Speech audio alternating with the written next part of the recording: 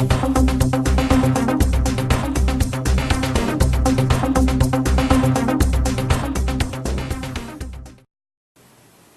to my WrestleMania 30 review, ladies and gentlemen. This was a very... I'll hold my thoughts at the end of this review of how I felt about this WrestleMania. But let's get into this.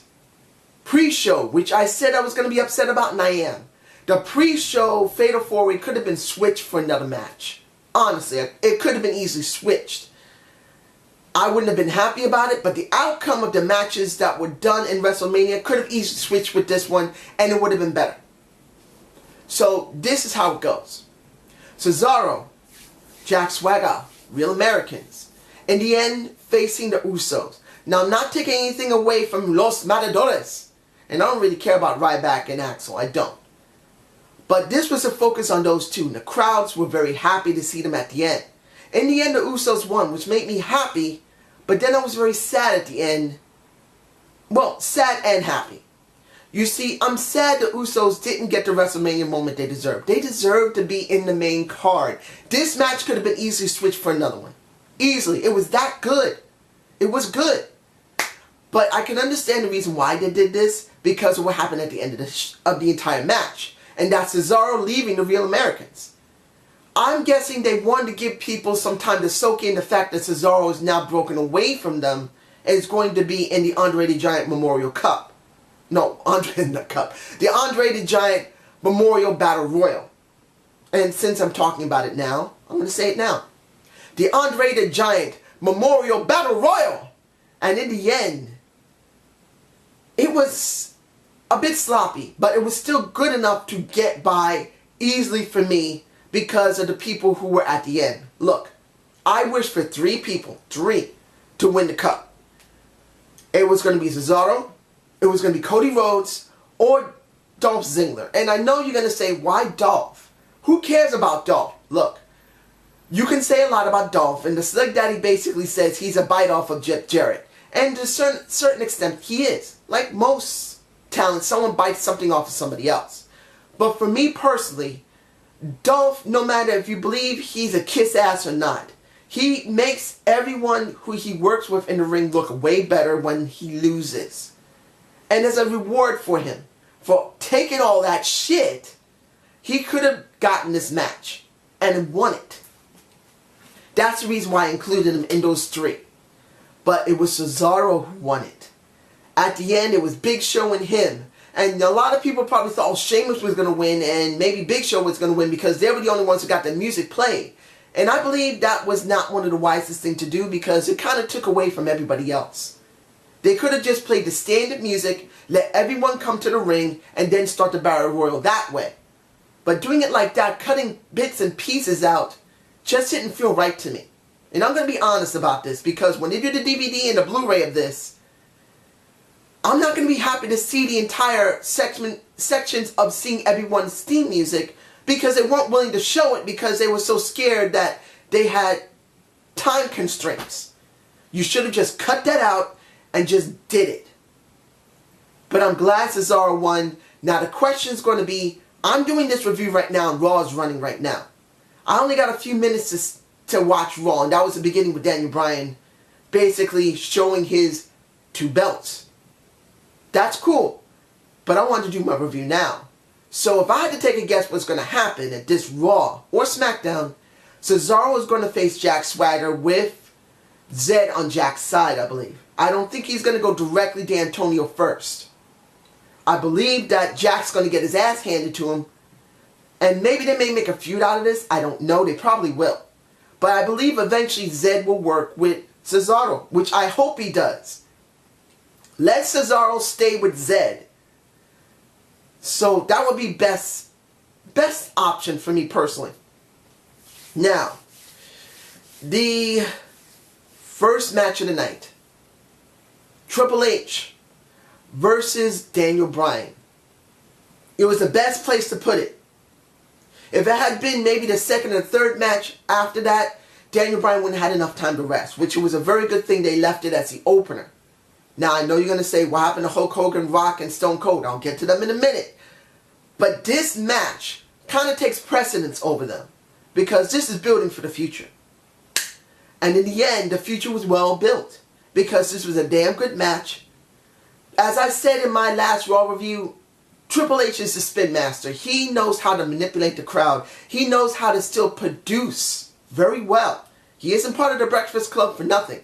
And the opening of the show with his wife Stephanie saying the greatest man that has ever existed in WWE, Triple H. And he's coming out looking like fucking Conan the Barbarian with that gold-plated helmet and 3 blonde-ass women under his arm. Well, of course they weren't holding him, but you get my point. It takes a very big-set man to be able to pull that off, and he did. It was actually not bad. The match itself was very good, and it made Daniel Bryan well over. The crowd was just waiting for this next match, so it's going to come out later in the night. And I can say this about Daniel Bryan. I know when it comes to the WWE fans, when it comes to the internet, the only person that exists is Daniel Bryan. Hopefully, you'll see that he's a great wrestler and a main event player. But you have to also understand, just because Daniel Bryan's your most favorite, doesn't always mean that he is the best. And Daniel Bryan's proven he's great, and he is now the most well-over guy in the company. But I'm hoping people who watch this is going to understand, Daniel Bryan is great. And I'm sure many people are going to say, oh, Daniel Bryan, just in the voice of the Seg Daddy, oh, Daniel Bryan is the one that's great. Something like that, squirting on yourself. But you get my point. Always banking on someone like that can also be a double-edged sword, which I'll be getting to in a few minutes, what I mean about that. Now, the match that could have been switched for the Usos. No, I take that back. The match that shouldn't even been allowed to even participate in WrestleMania 30. That's just me. Shield versus Kane with the New Age Outlaws. The reason I'm botching is, one, the Shield comes out in some stupid mask. It was already bad enough with Triple H. They couldn't play that. That's the reason why they switched off that shit real quick. 2, this was only about a 5-minute match. Maybe 5 minutes. And it looked terrible. Yeah, the crowd was still cheering for them, but you know what? They could have done this on Raw. They could have, I'm sorry. They weren't given almost no time. And I feel like we got shortchanged in that way. It just didn't feel right. You guys can tell me below if you were happy to see it in that respect. In that respect that they had it really short and it was dealt with very quickly by the Shield. For me personally, it should have been a 10-minute match, at least. And they should have shown how good they were and the Shield could have got more over, but that didn't happen. The next match, and I'm going to say this right now, that should have been switched for the pre-show, and believe me, I didn't want to say this. This is the Vicky Guerrero Divas Championship Invitational. I finally got it right because I was saying AJ Lee. This invitational, which was pinfall submission, was stupid. If it had been made into a battle royal as well, would have been a better option. It was nothing but a huge clusterfuck to me. You guys can tell me if you liked it. And don't get me wrong, a lot of the divas got their moment and it's cool. But as a pinfall of submission over 15 to 10, no, 8 to 10 women, it just felt so sloppy. And then, look, I don't hate Rosa Mendez, but she just looks awkward in the ring.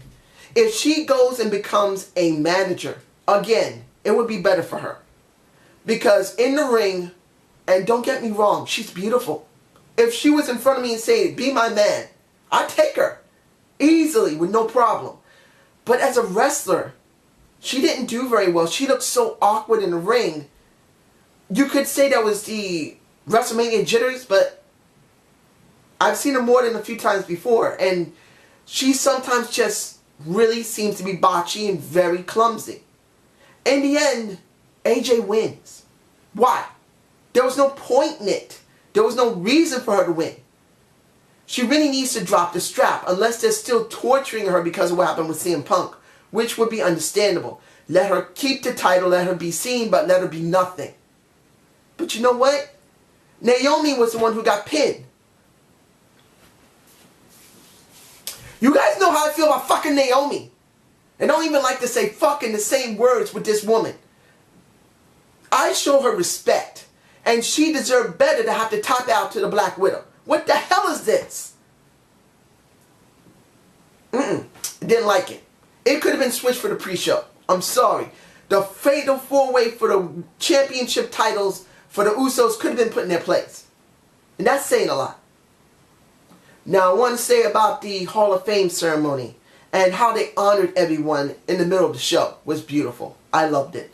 Now you could see my 2014 Hall of Fame. I just uploaded it a couple of hours ago. It should be up there now and you should be able to see it. You see how my feelings are about Lita, about the wonderful Mr. T, Jake the Snake Roberts. Take a look at it. Maybe you'll probably like it. Now let's get back to this. Bray Wyatt versus John Cena. I'm very afraid for Bray Wyatt because I don't think this match doesn't mean a lot. It did put him over. His gimmick was put over. John Cena acting afraid while the gimmick was being put over was very good. But the question is this. John Cena won that match. And it was a good match. Not putting anything by John Cena and Bray Wyatt. They did a good match. But what now? One of the problems they had with Ryback when he turned heel was they kept him with John Cena too long and he wasn't developed enough. And he just went into the dirt like where he is right now. With Bray Wyatt is a problem that he's well over as a heel. He is one damn good heel. I say he's one of the top 5 heels in the company right now. He is. He's one of the top 5. But the problem here is this. What now between Bray Wyatt and John Cena? If they break them apart now and Bray Wyatt goes off to someone else, you could say it was the wisest thing to do now. But I don't think it's going to be over yet. I think maybe by Extreme Rules we're going to see more, but is that wise? If it's a blow-off by Extreme Rules and they finally separate, it's the wisest thing to do. But if it lasts long in Extreme Rules, Bray Wyatt's character will be destroyed by John Cena association. Not because John Cena is going to bury him, but the writers will bury him. That's how I feel about it. Now, Batista, Orton, and Daniel Bryan. Now, I could say Taker and Brock Lesnar right now. I could actually do that. But that should be left for last. Because you guys know that's the most important thing about this entire WrestleMania.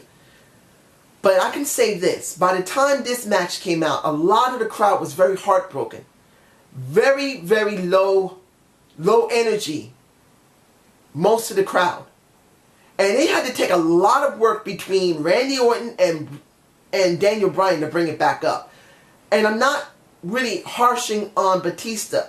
I still like Batista, but he just doesn't feel like he used to be. I don't believe it's his size. I just believe that he's been gone for 4 years. He did something else. We know he did some MMA work. And I would have liked to see a little bit of that added into it. A little bit of his attitude of MMA being brought in. A little bit of who the people he faced when he was doing MMA. And showing it. That would have gave him a bigger character. A more stronger character. A little bit of a change in his dynamic. But we didn't get that. And in the end, next to him being booed all the time, well, he's not being booed because he's a great heel. He's being booed because people just don't like him. Now you could say that means the same thing, but it's not. So it was really Randy Orton and Daniel Bryan who really brought back the crowd. They really did. And once, at one point when Batista powerbombed him and Randy Orton did the RKO, Randy Orton should have thought very carefully about doing the RKO because he literally landed on those little mini TVs that look like they've been around for 30 years and scratched the crap out of his back. He was the one who really helped to bring that match back to life because at first, once Daniel Bryan was not involved and it was just Batista and Orton, the crowd really wasn't that much into it. So in the end, Daniel Bryan won going, yes! Yes! Screaming their heads off because they got what they finally wanted. The WWE crowd, the IWC got what they wanted. And it was well done. This was a very good storytelling. But it wasn't easy to bring it up because of what happened now. This is what brought down the entire show. And I have this to say. Because of who it got dropped to, I have an issue. And this is my rant to it. Because if Taker had to drop it to someone, it should be to someone that not only respects the business, and Brock does, he does. No matter how much he left, he somewhat talked a little bit of smack. I know he mainly just talked very respectful to the WWE. He just didn't feel like it was the right thing for himself. That's why he left, went to football, then he went to MMA. It was a fact, in this respect, that Brock is not a long-time lifer. I mean, wrestlers, they come and go, of course, because they get hurt or they try something else. But in this respect, where Brock is supposedly only having a 2.5, maybe a 3-year contract, not a long-term contract. As far as I know, it's supposed to be 2 years. I think it's either 2 or 2.5 years. I could be wrong. You guys can tell me below. But because Brock isn't staying in the WWE, that's my issue. But was the match good? Damn straight it was good. This was a damn good match. For me personally, at certain parts during the match, I just kept having this weird feeling there's something wrong with The Undertaker. Now you could say, oh, you're just trying to make an excuse. I'm not. Because The Undertaker is The Undertaker no matter what actual condition he is. When he goes to WrestleMania, he knocks it up. He literally goes into a 10th gear from a 3rd gear. He does not quit even if he's sick or whatever's happened that day. He stays in his character. He makes sure he does his business during this time of year. And he did a great job. But a part of me just felt there was something wrong. Maybe I knew he was about to lose. Maybe he is actually sick. Probably he's not. But in the end, we got Brock Lesnar F5ing for the 3rd time. And the thing that got me... Taker gives him Hell's Gate twice. He tombstones him once at least. And it took a 3rd F5 instead of a 4th or 5th for him to get his ass beat. And when I saw him lose, I was in shock. And you guys understand, my injury makes it difficult for me to walk around this house. Standing around, eventually my legs go numb because they're not very good handling standing. But I jumped out of my bed. I have to watch this from bed.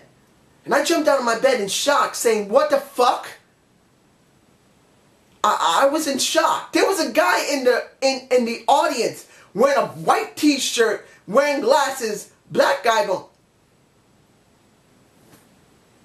He almost looked like Home Alone going, ah! Macaulay Culkin. Everybody in that arena was in shock to see The Undertaker finally lose.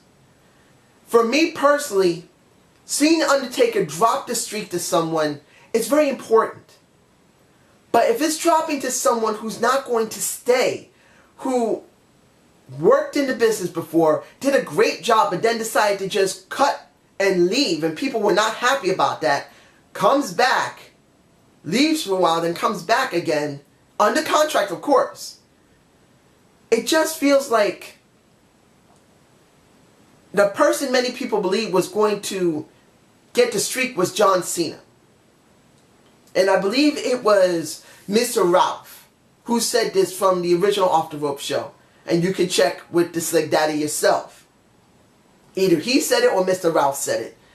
That at the end of the day, when the Hall of Fame comes for The Undertaker, if he does not face John Cena by WrestleMania, that will be a match people are going to be very angry not to get. And the WWE is going to regret. My feeling is this. There's possibly 3 reasons why The Undertaker dropped the streak. 1, he dropped it because he physically cannot do any more WrestleManias. This was his last one. Now, supposedly The Undertaker is going to be seen on Raw tonight. And I'm doing my review, so I haven't seen it yet. And I will be seeing it. But my guess is The Undertaker's done for WrestleManias. Unless he's still going to do it even though he lost one match. But I believe he just can't do any more WrestleManias like that. That's the reason we dropped the streak. 2, Brock Lesnar's contract is ending soon. Say about 2 to 2.5 years he's had. And he's near the end of it, I believe. I think he signed in 2012, I believe. So it's coming up soon. Maybe he said, or they offered this to him, and The Undertaker agreed. Look, we want you to stay. We'll write a new contract and we'll let you win against Taker. Because what happened with CM Punk and he leaving, we'll give it to you as long as you stay and get back to the business that you left a while ago. Then that'll be the second reason that this happened. My third reason, and I believe might be the closest one to it, and I could be wrong, you guys can tell me whatever rumors or dirt sheets, whatever you want. I don't watch that stuff or read it. My guess is this. Undertaker was done. This might be his last WrestleMania. He pretty much said, I just can't do it anymore. John Cena's working with Bray Wyatt. Now, even though they probably had a little time to figure it out, maybe he told them ahead of time he just can't do it because he has some type of problem. So the Brock Lesnar thing was 2 things. 1, because The Undertaker really didn't have much of an option. And 2, to give Brock Lesnar this incentive to stay. That they'll be willing to give him the streak. And to stay and re-sign to WWE another 2 years. Because they really want something back from him that he should have stayed in 2002 into 2003. That's my guess. If I'm wrong, well, I understand that. But this is my feeling about how WrestleMania ended. Was this a good WrestleMania? It actually was pretty good, even though some parts of it really made no damn sense.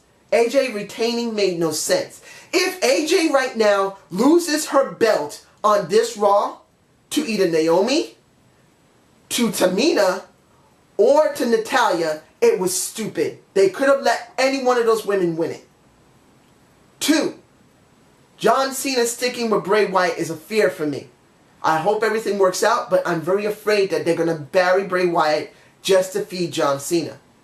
And 3, and the most important one here, Daniel Bryan doing well at WrestleMania over Triple H, Batista, and Randy Orton is great. But when it comes to giving back to the company that you love, will Brock Lesnar get back? Because if his contract is done and he doesn't stay, what was the fucking point for Undertaker to drop the streak to him when he could have allowed him to stay with it? He could have retired with the streak and just never go back. But if Brock leaves in the next couple of months, or by the end of the year, and he doesn't get back to the WWE, then I feel like they fucked over the Undertaker. He will be respectful. He will get back to the company, even if he believes it's wrong. But to me personally, The Undertaker is an icon that deserved better.